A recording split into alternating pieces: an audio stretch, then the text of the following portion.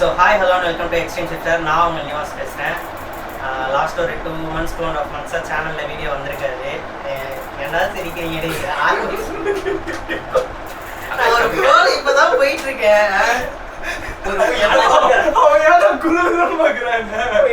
அழகா ஸ்டார்ட் பண்ணேன். எப்படி தெரியுமா பாக்குறேன்? அழகா ஸ்டார்ட் பண்ணது முடிஞ்சிச்சு. ஸோ நம்ம லாஸ்ட்டாக வால்பாறை ட்ரிப்பு போயிருந்திருப்போம். இன்ஸ்டாவில் வந்து நம்ம எக்ஸ்ட்ரீம் ஷிஃப்டர் பேஜை ஃபாலோ பண்ணிங்கன்னா உங்களுக்கு தெரிஞ்சிருக்கும். ஸோ அந்த ட்ரிப்பு போயிட்டு ரிட்டன் சென்னைக்கு வரும்போது திருச்சியில் எனக்கு ஆக்சிடென்ட் ஆகிடுச்சு. ஸோ அதனால தான் அதுக்கப்புறம் சேனல் வந்து இன்ஆக்டிவ் ஆகிருக்கும். ஸோ இப்போது மறுபடியும் சேனல் வந்து ஆக்டிவேட் பண்ண போகிறேன். ஸோ மறுபடியும் ரெகுலராக vlogs வரும், ரெகுலராக வீடியோஸ் ஷார்ட்ஸ் எல்லாமே போட்டுட்ருக்கோம். ஸோ இன்ஸ்டா பேஜும் வந்து ஆக்டிவேட் பண்ணிடுவேன். மறுபடியும் ரெகுலராக எல்லாத்துலேயுமே வீடியோஸ் வரும். ஸோ இதுக்கப்புறத்துல இருந்து இன்ஸ்டாவில் ஷார்ட்ஸ் எல்லாம் எப்படின்னா டுட்டோரியல்ஸ். ஸோ பேசிக்காக பிகினர்ஸ்லேருந்து ஒரு பைக் வந்து எப்படி சூஸ் பண்ணணும், எப்படி எந்த மாதிரி பைக் வாங்கணும், ஒரு பிகினராக ஒரு மேக்ஸிமம் நம்மளுக்குலாம் ஒரு 16-17 வயசுலேயே பைக் வாங்கணும் ஒரு ஆசை நிறைய பேர் பண்ணுறோம். ஸோ எப்படி ஒரு 18 இயர்ஸ்க்கு அப்புறம் லைசன்ஸ் எடுத்ததுக்கப்புறம் ப்ராப்பராக என்ன பைக் வாங்கணும், என்ன சிசி கேட்டகரி, எந்த மாதிரி ஸ்போர்ட்ஸ் பைக்கா, நேக்கட் பைக்கா, டூரிங்கா, இல்லை ஆஃப்ரோடிங் பைக்கா, என்ன மாதிரி உங்களுக்கு என்ன மாதிரி இன்ட்ரெஸ்ட்டுன்னு சொல்லிட்டு பேசிக்ஸ்லேருந்து premium segment like 600 CC litre class motorcycle வரைக்கும் என்னென்ன இன்ஜின் டைப்ஸ் இருக்குது, என்ன மாதிரி வீல் பேஸ் இருக்குது, ப்ராப்பராக எல்லாமே ஷார்ட்ஸ்லேயும் இன்ஸ்டாகிராம் போஸ்ட்லேயும் வந்து நான் அப்டேட் பண்ணுறேன். ஸோ லாங் வீடியோஸில் வந்து ரெகுலராக எப்போ வர மாதிரி vlogs வரும். ஸோ இந்த வீடியோ நீங்கள் பார்க்குறீங்கன்னா இந்த வீடியோ போஸ்ட் பண்ணதுலேருந்து நம்ம சேனல் பார்க்குறவங்களுக்கு தெரியும். ஸோ நம்ம ரெகுலராக எப்படி vlogs போடுவோம்னா டியூஸ்டே, தேர்ஸ்டே அண்ட் சாட்டர்டே தான் நம்மளோட vlog வரும். ஸோ இந்த வீடியோ வந்ததுலேருந்து இந்த பேட்டர்னில் ரிப்பீட்டடாக vlogs வந்து வந்துகிட்டே இருக்கும். அண்ட் ஆல்டர்னேட் டேஸில் வந்து ஷார்ட்ஸும் இன்ஸ்டாவில் வந்து வீடியோஸும் அப்லோட் ஆகிட்டே இருக்கும். ஸோ இதான் ஃப்ரெண்ட்ஸ் நடந்துச்சு. இதனால தான் வீடியோஸ் வந்து போடுறதில்ல, போடாமல் இருந்தேன். அண்டு வால்பாறை எபிசோட்ஸ் எல்லாமே எடிட் பண்ணியாச்சு. ஸோ எடிட் பண்ணி அதில் வந்து ஒரு 10-11 எபிசோடு வந்திருக்கு. நல்லா வந்திருக்கு. எல்லாமே சூப்பராக இருந்திருக்கும். இவங்க 2 பேரும் நம்மளோட தோஸ்துங்க, mister Azad and mister Akilan. நம்ம கூட வால்பாறை ட்ரிப்பில் வந்து வந்திருப்பாங்க. இவங்க 2 பேரும் பண்ணியிருக்க காமெடிலாம் vlogல சூப்பராக இருக்கும். இவனுங்க நீ பாரு சேனலில் வந்ததுக்கப்புறம் பாரு, இவர் யாருன்னு தெரியாதா? இவர் 3 மாசம் கழிச்சு என்கிட்ட இப்பதான் வீட்டுக்கு வந்திருக்காரு. இப்போ இவருக்கு அவசரம், வீடியோ எடுத்து முடிச்ச உடனே வீட்டுக்கு ஓடணும். ஆமா, உண்மையை தானே கக்குறேன் நானு. கரெக்டா இல்லையா? இல்ல அவனுக்கும் கொஞ்சம் பர்சனல் ஒர்க்ஸ்லாம் அதேதான் தப்பு சொல்ல, ஒர்க்ஸ் தான். பட் இருந்தாலும் வடிவேல் சொல்லுவா தெரியுமா, ஒரு 1.5 ரூபா வாங்கிட்டேன்ல, ஒரு ஃபோன் பண்ணி பேச வேணாமா, என்ன கேனத்தனமா இருக்கு அப்படிங்கிற மாதிரி தான் ஃப்ரெண்ட்ஸ் எல்லாமே. ஸோ அதான் வால்பாறை ட்ரிப்பில். ஆனால் அகிலன் வந்து நான் இந்த இடத்துல வந்து இன்னும் எத்தனை வருஷம் கழிச்சு நம்ம வீடியோ பார்த்தாலும் தெரியும், அவன்கிட்ட பைக்கே கிடையாது. இருந்தாலும் ஹில்ஸில் சூப்பராக ட்ரைவ் பண்ணலாம். அண்ட் ஆசாத்தும் ஃபஸ்ட் டைம் இப்போ தான் வந்து ஒரு லாங் டூரிங்க்குன்னு அவன் பைக் எடுத்துகிட்டு வந்தது. 2 பேருமே சூப்பராக ட்ரைவ் பண்ணாங்க. மோஸ்ட் ஆஃப் த டைம் 90% காஷியஸாக தான் ஓட்டினேன். எல்லாருமே சின்ன மிஸ்டேக்ஸ் அங்கங்கே நடந்துடும். நீங்கள் vlog பார்த்தீங்கன்னா அது உங்களுக்கே தெரியும். பட் அதெல்லாம் ரொம்ப சின்ன மிஸ்டேக், அது வரும். எந்த ஒரு பிகினர் மோட்டர் சைக்கிள் எந்தூசியாஸ்டுக்காக இருந்தாலும் கண்டிப்பாக அந்த மிஸ்டேக்ஸ்லாம் நடக்கும். ஸோ அதே மாதிரி நானும் ஒரு சின்ன மிஸ்டேக்ஸ்னால தான் எனக்கும் அடிபட்டுச்சு. நான் கரெக்டாக சொல்ல மாட்டேன். ஸோ ஆக்சிடெண்ட்டில் வந்து என்ன ஆகிடுச்சுன்னா, நான் டிஸ்க் பேடு மாற்றாமல் வச்சுருந்தேன். அண்டு வண்டிக்கு வந்து அந்த இன்ஜின் கார்டு போடல. மேக்ஸிமம் நான் இன்ஜின் கார்டு ஸ்டாக்கில் வர இன்ஜின் கார்டு போட்டிருந்தாலே எனக்கு காலில் இவ்வளோ அடி விழுந்திருக்காரு. ஸோ லெக்கில் ஆக்சிடென்ட் ஆகி பைக்கில் வந்துட்டு வராதுல, ஸ்டாக்லேயே எனக்கு வராதுன்னு சொல்லிட்டாங்க. நம்ம பைக் பற்றி தெரிஞ்சவங்களுக்கு தெரியும். ஸோ அதில் வந்து கொஞ்சம் எப்படி ஆகி நான் அது ஒரு எக்ஸ்ட்ராவாக பே பண்ணணும்னு சொல்லிட்டாங்க. அதனால அது வேணான்னு சொல்லிட்டேன். பட் அது இருந்ததை விட காலில் இவ்வளோ அடி வந்திருக்கு, அது மல்டிபிள் ஃப்ராக்சர்ஸ் ஆகிருக்கு. ஸோ அதனால தான் இத்தனை நாள் ரெஸ்ட் ஆகிடுச்சு. ஸோ இப்போ மறுபடியும் vlogs வரும். ஒரு 2 months ஆகிடுச்சு ஆக்சிடென்ட் ஆகி. எல்லாமே நார்மல் தான். ஸோ கொஞ்சம் கொஞ்சமாக நடக்கலாம்னு சொல்லியிருக்காங்க டாக்டர்ஸ். இன்னும் நடக்க சொல்லலை, பட் எல்லாம் நார்மல் ஆகிடும்.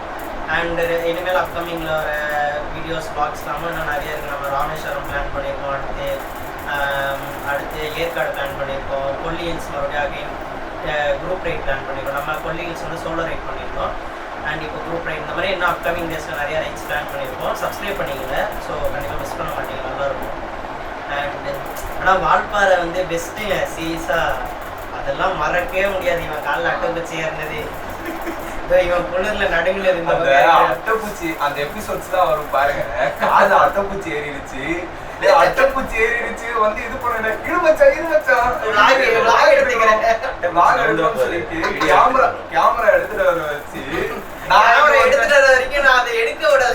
நான் இங்க வந்து தவிச்சிட்டு இருக்கேன். டேய் அங்க வந்து என் ரத்தத்தை உறிஞ்சிட்டு இருக்கு, உனக்கு என்னன்னா வீடியோ முக்கியமா? அதே மாதிரி தலைநார் போன இடத்துல இவரு குளிர் பஸ் 2 இருக்காடா நானே வந்து வேடிக்கை பாக்குறேன்.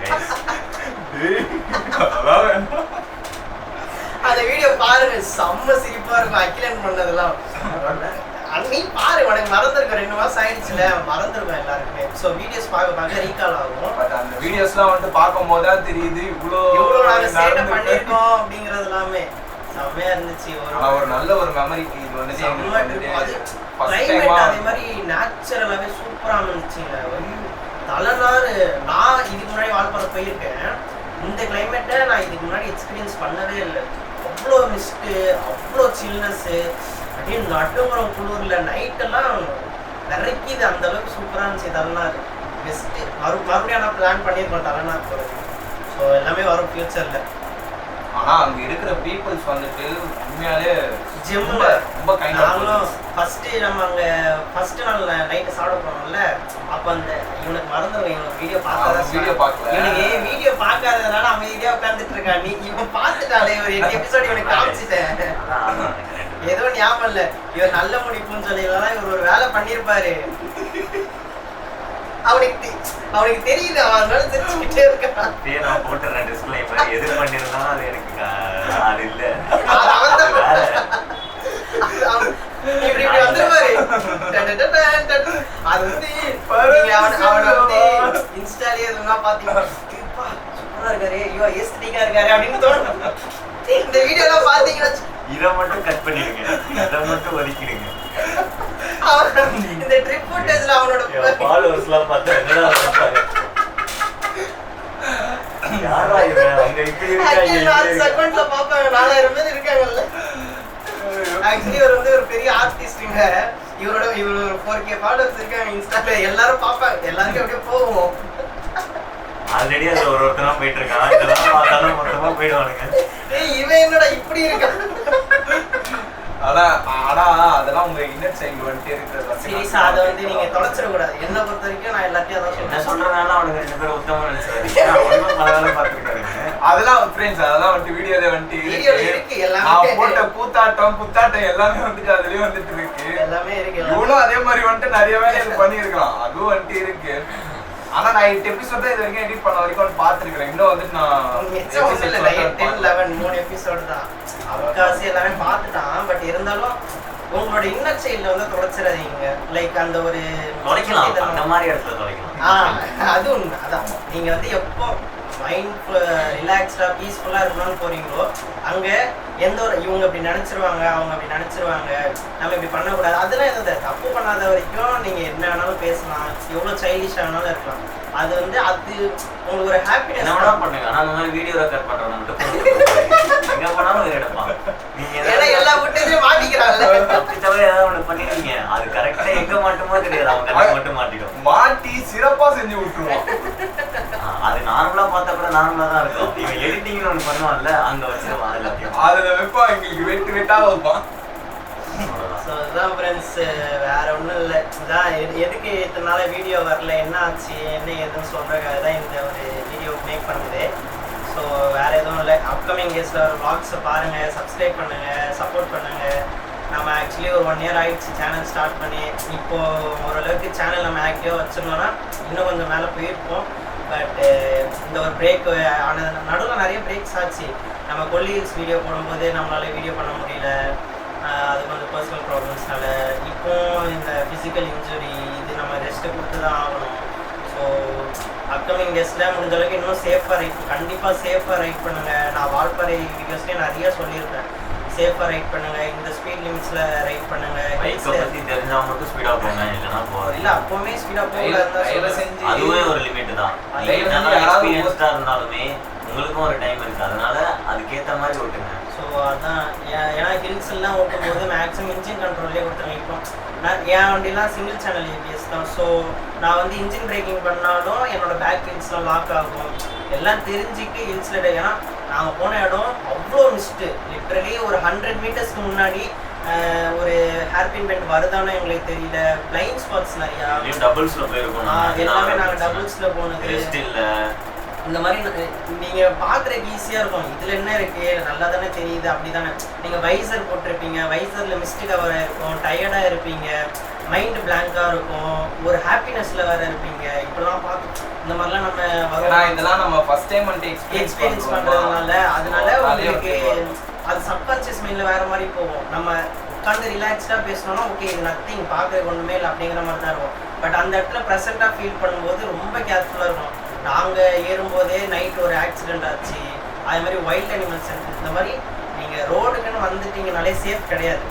ரோடு நீங்கள் நடக்கிறவங்களா இருந்தாலும் சரி, பைக்கு, சைக்கிள், கார் எது ஓட்டுறதுனாலும் ரோடுக்குன்னு வந்துட்டீங்கன்னா சேஃப் கிடையாது.